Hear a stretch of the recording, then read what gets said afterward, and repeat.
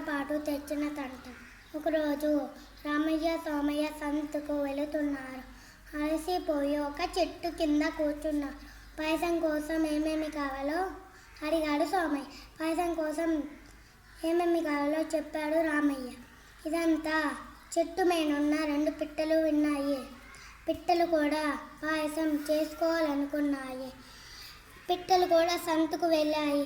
కాల్చిన బెల్లం, రవ్వ, పాలు, నెయ్యి, ద్రాక్ష, జీడిపప్పు తెచ్చుకున్నాయి. చెట్టు కింద పిట్టలు పాయసం చేయడం మొదలుపెట్టాయి. పాయసం కుతుకుతా ఉడుకుతుంది. గుమగుమా వాసన వస్తుంది. పాయసం వాసనకు పిట్టలకు నోరూరుతుంది.